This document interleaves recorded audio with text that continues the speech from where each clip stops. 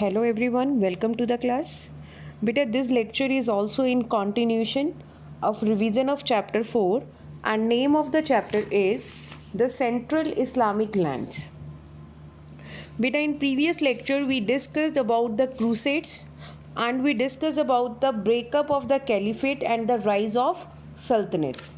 These two topics we discussed earlier, and the today's topic is economy, agriculture, urbanization and commerce. So as you know that agriculture was the principal occupation of the settled population in the newly conquered territories, and the Islamic State made no changes in it. And the land was owned by big and small peasants. And in Iraq and Iran, land existed in fairly large units cultivated by peasants. The estate owners collected taxes on behalf of the state during the Sasanian as well as Islamic periods. And in areas that had moved from a pastoral to a settled agriculture system, land was common property of the village. Finally, big estates that were abandoned by their owners after the Islamic conquest were acquired by the state. And even those lands, those were handed over to Muslim elites. But the elites is the top class, and particularly members of the Caliph family. The state had overall control of agriculture lands, deriving the bulk of its income from land revenue, and the lands conquered by the Arabs that remain in the hands of the owners were subject to a tax, kharaj, and which varied from half to a fifth of the produce according to the conditions of cultivation. It means if the question is that what do you mean by kharaj, so kharaj was the property tax, and that was paid in half to one-fifth of the produce as per the cultivation conditions. And on land held or cultivated by Muslims, the tax levied was 1/10 of the produce. And when non-Muslims started to convert to Islam to pay lower taxes, this reduced the income of the state. Now number of Muslims was increasing just to get concession of the tax, and that is why the income of the state was also reducing.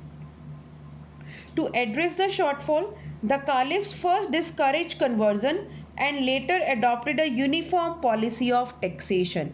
Means the person, they were Muslim or non-Muslim, they are to pay a uniform tax. From the 10th century onwards, the state authorized its officials to claim their salaries from agriculture revenue from territories called iktas, and agriculture prosperity went hand in hand with political stability. As you know that major source of income was agriculture produce, so that is why agriculture prosperity and political stability, these were like the two sides of a coin. In many areas, especially in the Nile Valley, the state supported irrigation system, the construction of dams and canals, and the digging of wells, all of which were crucial for good harvest. It means now the work was going on towards the improvement of agriculture equipments. Islamic law gave tax concession to people who brought land under cultivation. Through peasant initiatives and state support, cultivable land expanded and productivity rose. Many new crops such as cotton, oranges, bananas, watermelons, spinach and brinjals were grown and even exported to Europe. It means now they were getting better produce from agriculture. Then Islamic civilization. So beta, this was about the agriculture. Now the next topic is about the urbanization. Islamic civilization flourished as the number of cities grew. Many new cities were founded, mainly to settle Arab soldiers, who formed the backbone of the local administration. Among the class of garrison cities called Mish, the Arabic name for Egypt, were Kufa, Basra in Iraq, and Fustat and Cairo in Egypt. And within half a century of its establishment as the capital of Abbasid Caliphate, the population of Baghdad had reached around 1 million. And these cities were older towns such as Damascus, Isfahan, and Samarkand, which received a new lease of life. Their size and population surged, supported by an expansion in the production of food grains and raw materials such as cotton and sugar for urban manufacture. It means older city as well as the newer cities. Those were started developing, and a vast urban network developed, linking one town with another and forming a circuit. It means now there was a communication, there was a circuit but among all the cities. And at the heart of the city were two building complexes radiating cultural and economic power. That was the congregational mosque beta, where large number of people they can pray together, big enough to be seen from a distance, and the central marketplace with shops in a row, merchant lodging, and the offices of the money changer. So all these building complexes were built. The cities were domes to administrators, the cities were homes to administrators and scholars and merchants who lived close to the center. Ordinary citizens and soldiers had their living quarters in outer circle, each fitted with its own mosque, church, or synagogue, that was the Jewish temple, and subsidiary market and public bath. Public bath, beta, it was known as hammam, an important meeting place. At the outskirts were the houses of the urban poor, a market for green vegetables and fruits brought from the countrysides, karma stations, and unclean shops such as those dealing in tanning or butchering. Now you can see beta, like city was divided in several parts. Like there were the two main building complexes. Then along with that there was the market. Then these newer cities, those were the homes of the administrators, and outskirts were the houses of the urban poor. So a proper system was developed. Beyond the city walls were inns for people to rest when the city gates were shut, and cemeteries. It means beta, when the city walls के बाहर क्या था, there were the rest house for the people, so that when the city gates are closed they can rest over there. There were variation on this typology depending on the nature of the landscape, political traditions, and historical events. Political unification and urban demands for foodstuff and luxuries enlarged the circuit of exchange, and even geography favored the Muslim empire, which spread between the trading zone of Indian Ocean and the Mediterranean. For 5 centuries, Arab and Iranian traders monopolized the maritime trade between China, India, and Europe. As you know, earlier the trade was done through the marine, and even this trade passed through two major routes, namely the Red Sea and the Persian Gulf. High value goods suitable for long distance trade, such as spices, textile, and gunpowder, were shipped from India and China to the Red Sea ports. So, this way, commerce was increasing, trading was increasing, and from there, the merchandise was carried overland in camel caravans to the warehouses of Baghdad.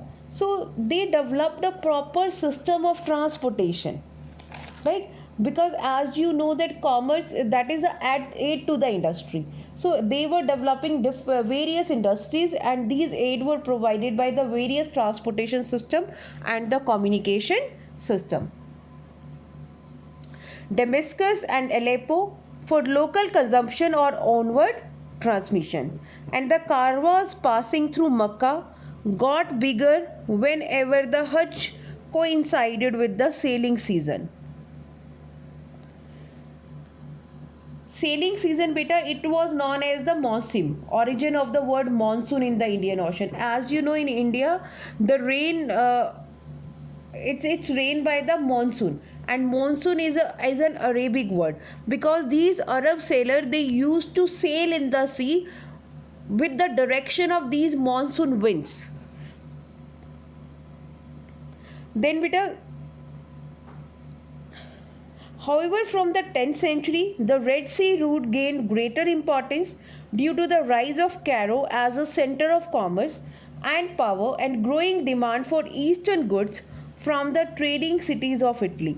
So, beta, this way agriculture was developed, then cities were developed, same way commerce was also developed under the Arab rule. So beta, you can see this highlighted box also, and its heading is the paper Geniza records and history, right? Now beta, towards the eastern end, caravans of Iranian merchants set out from Baghdad along the Silk Route to China via the oasis city of the Bukhara and Samarkand to bring Central Asian and Chinese goods including paper. Transoxiana also formed an important link in the commercial network which extended north to Russia for the exchange of European goods. So even Islamic coins used for the payment of these goods were found in hoards discovered along the Volga River and the Baltic region. And male and female Turkish slaves, gulam, too were purchased in these markets for the courts of the caliphs and sultan. The fiscal system, the monetary system, and market exchange increased the importance of money in the central Islamic lands. And coins, they were made up of gold, silver, and copper. These were minted and circulated, often in bags sealed by money changers, to pay for goods and services. And that gold that came from Africa and silver from Central Asia. Precious metals and coins also came from Europe, which used these to pay for its trade with the East. So this way even credit combined with currencies to oil the wheels of commerce. So it means, as you know, at present also the credit is very important in the industries. And even the letter of credit and bills of exchange, those were also used by the merchants and bankers to transfer money from one place to another. And even there was the wide use of commercial paper. And do you know, beta, all these concepts, bills of exchange, the commercial paper, these are still used. And even they don't have any need to carry cash. They just carry these papers. And the caliph too used the sack to pay salaries or reward poets and minstrels. So, and it was customary for merchants to set up family businesses or employ slaves to run their affairs. Formal business arrangement were also common, in which sleeping partners entrusted capital. So this way, beta, they developed a proper system of commerce. And many tales from the Thousand and One Nights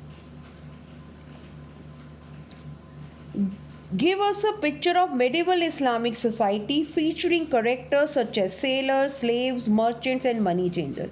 So this way, during this time, this Arab estate, it developed a lot. So hope all of you have understood the topic. Thank you and have a nice day.